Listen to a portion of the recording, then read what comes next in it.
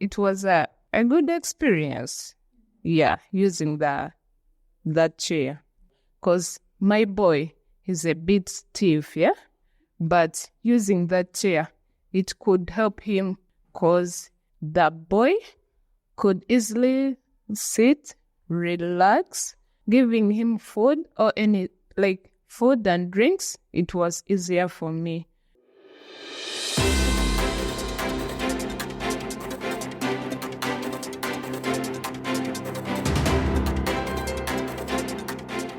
Welcome back to Africa Science Focus, the weekly science and development show from SciDevNet. I am Ogechi Keanyo. We just heard from Jacinta Nakazzi, a Ugandan mother of a child with cerebral palsy. According to the World Health Organization, cerebral palsy is a group of motor disorders that appear in early childhood and impairs movement and posture. Brain injury in a developing fetus before birth or shortly after causes cerebral palsy, and this weakens muscles used for chewing and swallowing, hindering a child's ability to eat independently. In sub-Saharan Africa, the situation is worrisome. According to a 2022 study titled Cerebral Palsy and Development Intellectual Disability in Children Younger than 5, Africa has the highest prevalence of cerebral palsy among children under 5 globally. This is why a group of researchers at Spoon Foundation developed the Spoon Chair. It is an assistive technology that helps children with cerebral palsy feed better. Jacinta, whose experience we heard earlier, is a testament to the chair's potential. The Spoon Chair is a low-cost but effective intervention specifically suited for low-resource environments. The researchers aim to create the chair to ensure proper positioning for feeding, allowing children to gain the vital nutrients they need for growth. Cerebral palsy is a lifelong condition that starts from birth. It causes severe muscular degeneration in children, hence the importance of early medical attention. To find out more, our reporter Halima Asumani spoke to Daniel Seremba, a speech and language therapist who deals with communication and swallowing difficulties. In science, we believe if you don't use it, you don't need it. So if you're not using the muscles, they are always not going to be helpful. So the more you keep using them, the better. So if you ask me, what's the severity? I'll tell you, it depends on the time of intervention. So some people are too severe that we can't help them because they have taken forever to come to get help. Others have just known at birth and they can easily be helped. So it depends on the time of contact when we get to them. Early intervention is the best. That's what we believe in. Mm-hmm. But that doesn't rule out that there are people who come in late. Still, they get help to the level we can. Okay? Depending on the level of education of the mother, that is one. Two, where they're giving birth from. That's also another thing. Because if the mother, I've seen very many giving birth. It's always different giving birth in a clinic and giving birth in a hospital. Or at home or in the bush. Okay? Certain things the parent, the mother, the new mother might not notice, but depending on who is attending to them, they might be able to pick up. For example, if your child is not breathing, yes, they're not breathing, but if you're in a situation where you can't get the facility to help the child breathe, still they won't make it. And it's going to affect how they're going to grow later on. So, depending on where this mother is delivering from, it's going to paint a picture of the intervention they're going to get. Ensuring children with cerebral palsy receive proper nutrition is vital for early intervention. Feeding difficulties can lead to health problems, developmental delays, and even early childhood mortality. Daniel explained how children with cerebral palsy struggle to eat due to positioning challenges. Assistive devices can provide the much-needed support. Well, when we are working with a handicapped child, already they are having the challenge that their bodies sometimes even working against them. So what we are trying to see is, can they have as much energy to do the exercises that we need them to do as possible? And the energy they're going to get is going to be coming from the food they're eating. So if they're not getting in the food into their body, that means they're going to have very little energy. And if they have very little energy, then we can do literally very few things with them. Think about it as someone going to the gym. You can't go to the gym and you're not eating. If you're going to go to the gym, your diet should be also very good. So if someone is going to the gym and they're not feeding well, the weights are going to weigh on them. So that's exactly what happens here, because we take them through vigorous exercises. And these vigorous exercises are going to need them to have energy to withstand them. So if they are not eating right, they might as well not do the exercises. And if they don't do the exercises, their brain is not going to learn the new way of coping with their body. And that means they will still remain in the state they are in for as long as they are alive. So if you need them to change their life, feeding is going to be very quite important. And I know you alluded to it already, but how important is a sitting position for children, especially the ones you handle? Citing examples of how sometimes children choke or maybe throw up when eating due to the poor sitting position. Now, keeping at the back of our minds, we're talking about a child with disabilities. And I'm going to narrow it down to just cerebral palsy, because this is a child who is having poor coordination of their body. Now, when we are eating food, we expect it to go through our mouth and find its way down into our stomach.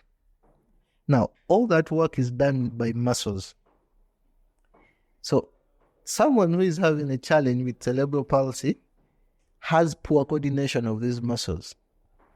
So, if they're going to feed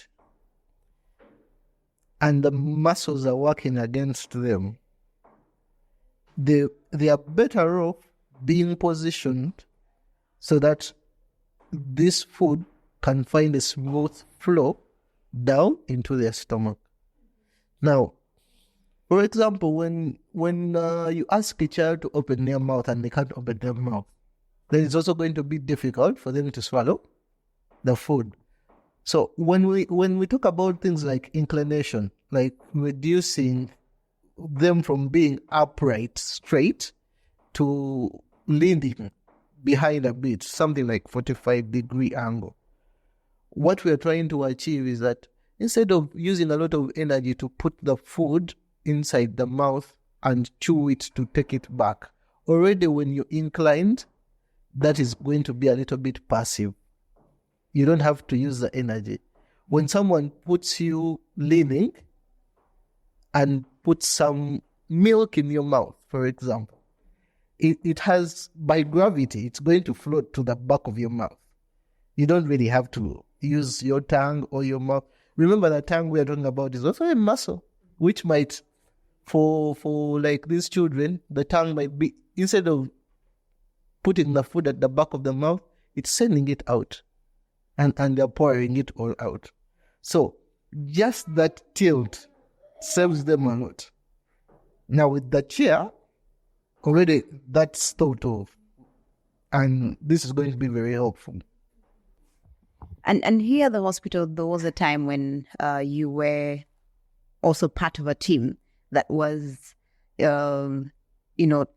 experimenting out the spoon chair. Talk to us about the spoon chair at the time when you used it. What was your experience like? It was a good experience.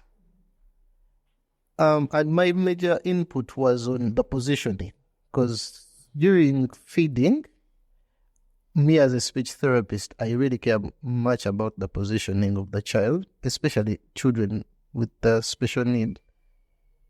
To be specific, cerebral palsy. If they use a lot of energy to try to get their posture right, they fail to eat properly. So the whole idea of the spoon chair was to see how they reserve their energy from just sitting and utilize it in feeding, because even feeding requires a lot of energy. So we try to see that they're as comfortable as possible, but at the same time, we're thinking of the science that the swallowing should be as easy as it can possibly be. That's really what was happening with me and the spoon. And I think the chair was nice because of the inclination. I was really very focused on the inclination, because if they have to put their bodies together just to create the angle I need, they waste a lot of energy there. So I think the spoon chair helped a lot with the inclination. The World Health Organization reports that as few as 3% of people in some low-income countries have access to assistive products, compared to 90% in higher-income countries. The spoon chair is designed to bridge this gap. Resembling a beach chair, it incorporates additional pads for optimal positioning. It's also lightweight, foldable for easy transport, and has minimal parts, reducing the risk of breakage. David Kibirige is an occupational therapist and one of the spoon chair researchers.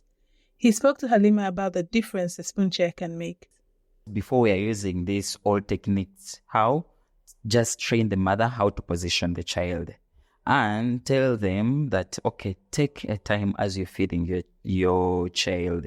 Yeah, anyway, they could take a lot of time, but since most mothers, they are single mothers, they have to work. At the same time, they have to find a way how they can feed their children.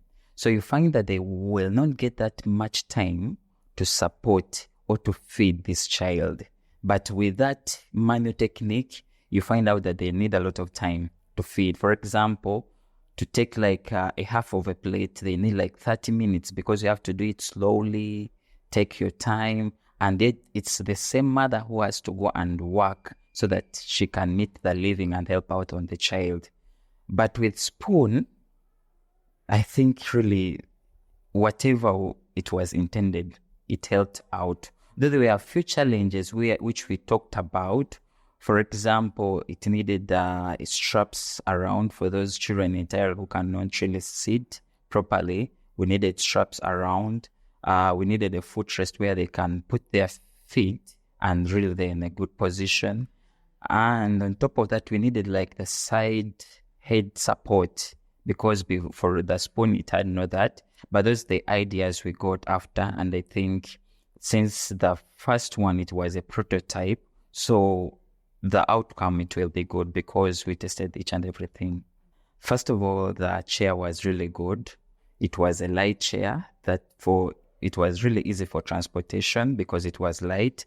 The material it had, it was easy to clean material. Though there were some few challenges which really we found out. For example, now for feeding, someone needs a proper position. Because before our mothers, they had that challenges of feeding, and where you will find that most of them, they were choking. As they are eating, you find them, they are coughing out. It becoming a real stress as they are feeding, the mothers as they are feeding their children. But now, as with a spoon chair, we found out that there was less choking, the coughing was less. You could see that the child was not really using a lot of energy. It was not really a stressful activity, yet it's a day-to-day activity which we need feeding. We found out that as we are doing the study, some mothers, they were like, oh, now I can go with my child to the party, which was really a good part of it because what they really had seen. Less food was all over their clothes because they're in the rightful position. Some, they were like, oh my goodness, I can take a picnic with my child because I can easily carry this chair, go with it, sit somewhere, have fun with my child, buy whatever he needs and eat. Some children, we found out that before, as they were feeding, some of them you could see tears because it looked to be much more painful session to their side. But we're now feeding the spoon chair. You found out that the smile was on, so which means that the activity had become a simple activity. So really, with a spoon chair, I liked it. The fact that even the mothers, they were able to respond in a good way. And not only feeding, mothers, they were like, oh, it's good for positioning the child, that the child can sit in it and at least is able to do certain activities, which was really good. Without help, feeding can be very stressful for the children with cerebral palsy and their families. But with a spoon chair, the process is a lot easier. Jacinta participated in a pilot test of the spoon chair prototype with her son. Here's what she had to say about the experience. Elvis has cerebral palsy. He can't sit, he can't stand, he can't do anything on his own. Yeah? I have to support him in everything. Eating, walking, everything. It takes time, yeah? It takes some time because feeding these kids, yeah? It's not easier. They take a lot of time to eat, unlike these normal kids, yeah? And when you use the spoon chair, did that change? Yes, it changed because right now I can feed him, yeah? But not as it was like the other time before the spoon chair. He couldn't relax at all.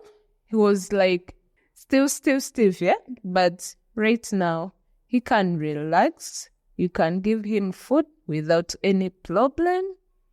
One of the main challenges that children with cerebral palsy have is the difficulty in feeding, like you said. What were some of the things that he was going through without the spoon chair and without the spoon chair before?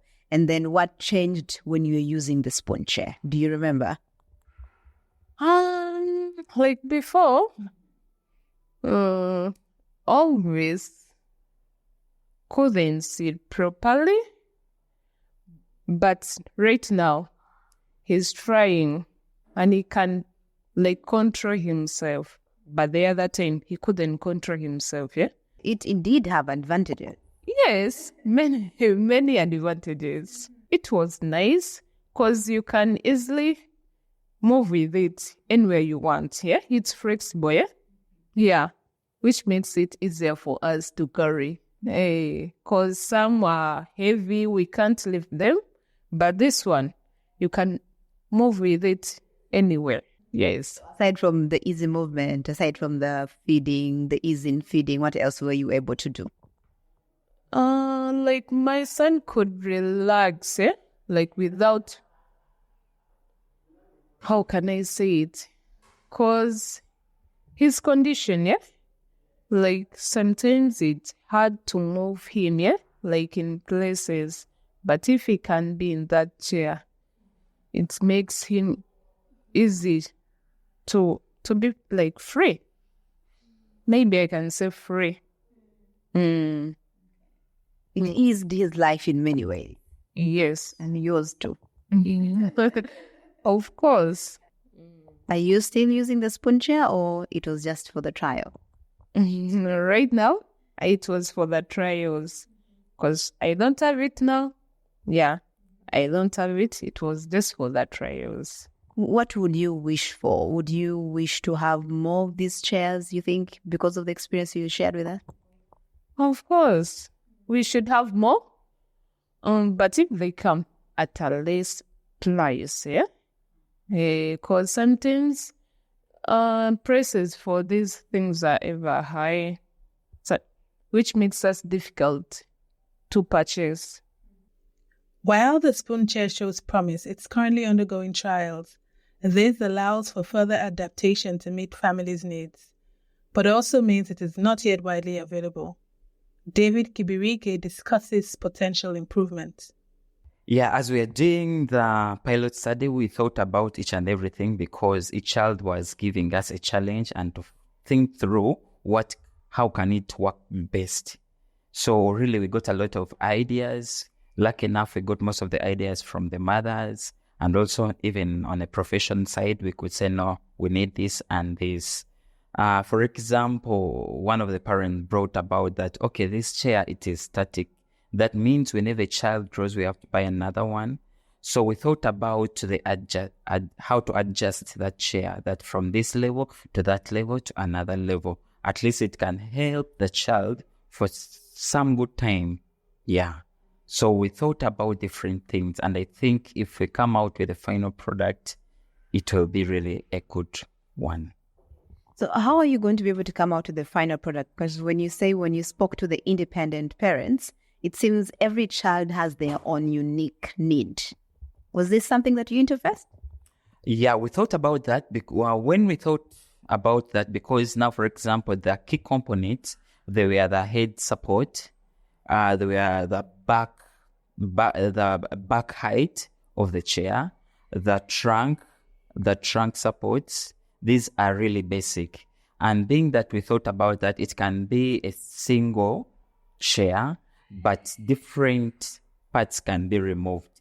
That to the child who doesn't need, for example, a head support, that one can be removed. To a child who doesn't need the trunk support, they can be removed and he's able to use the chair. So, yeah, we thought about different things as well. And talking about the spoon chair, right now, Elvis's mom, for example, does not have anything to use. And I think one of the issues that she raised was the issue of the cost. When you were making this chair, were you thinking about, for example, the person, Elvis's mom, were you thinking about her and what she can afford and what she cannot? So looking through that, when we started this, it was a spoon wheelchair. They had used certain specific material, which was a bit costly. So as we are thinking through, we wanted to zero it down that it's really a cheap chair that everyone can afford. Though being that we've not really got funds, we've not raised funds to really start it out and see how cheap will it be or how affordable will it be to each and every person. So far, we are not really there, but we are looking through to see how we can make it affordable to each and every parent. Daniel also shares his thoughts on the future of the spoon chair. It's very good with positioning.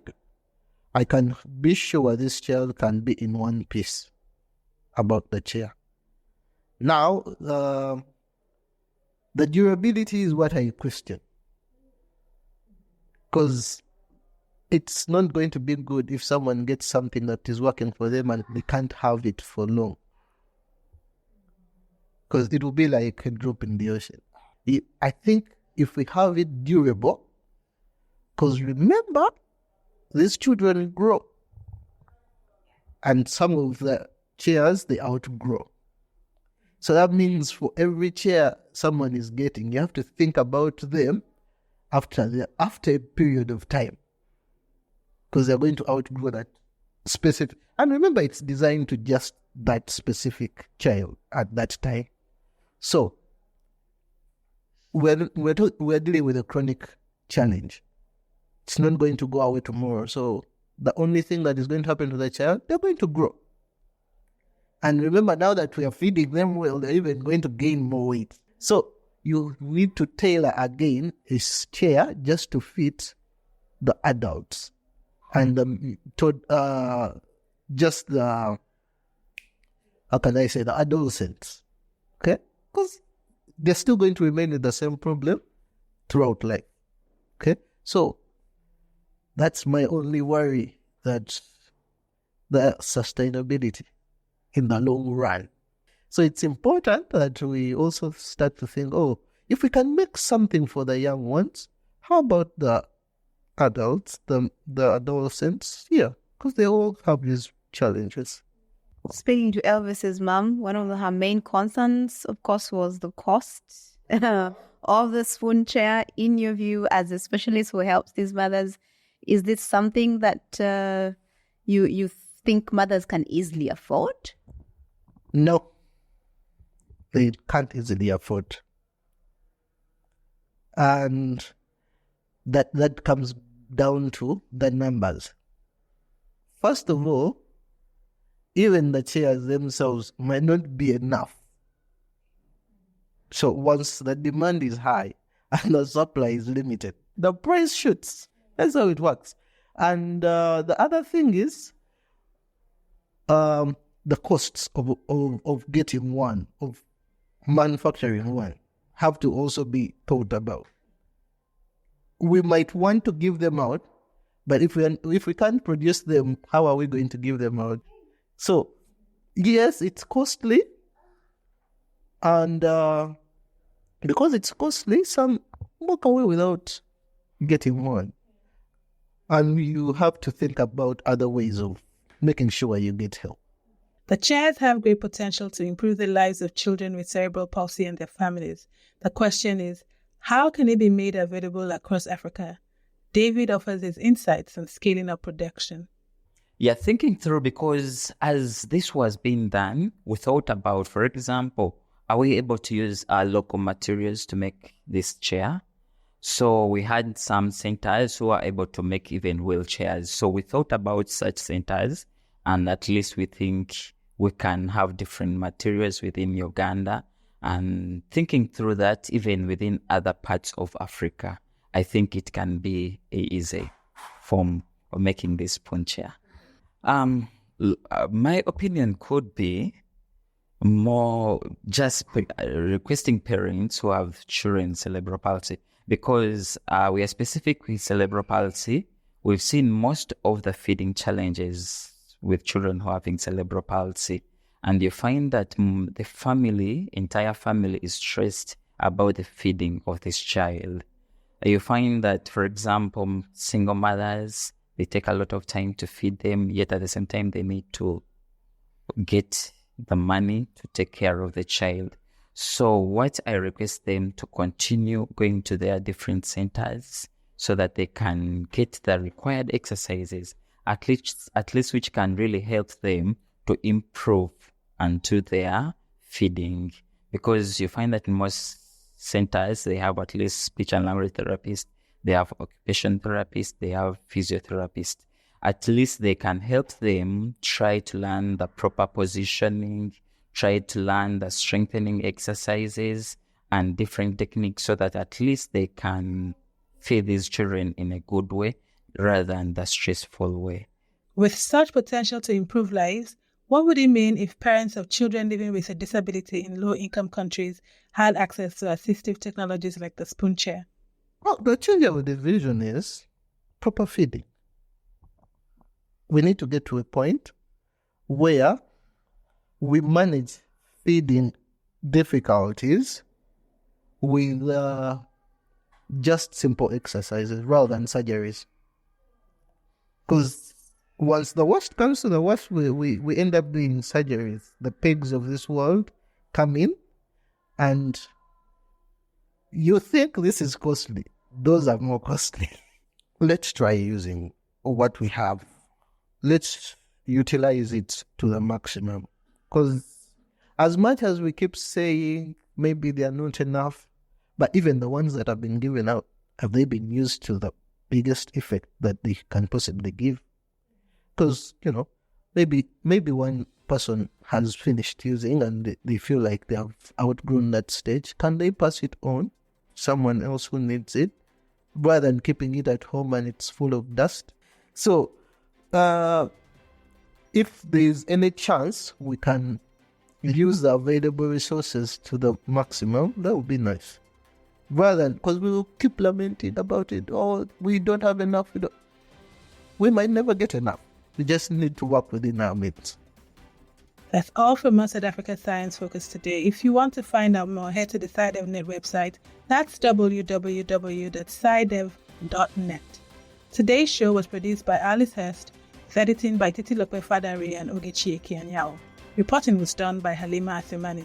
I'm Ogechi Ekeanyao. Until next time, it's goodbye.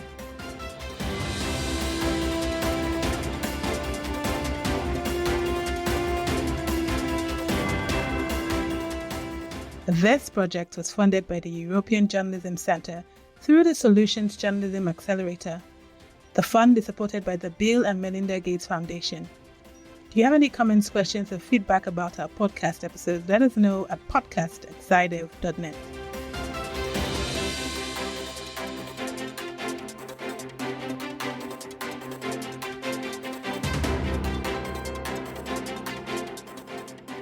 Africa Science Focus is produced by SciDev.net and distributed in association with your local radio station.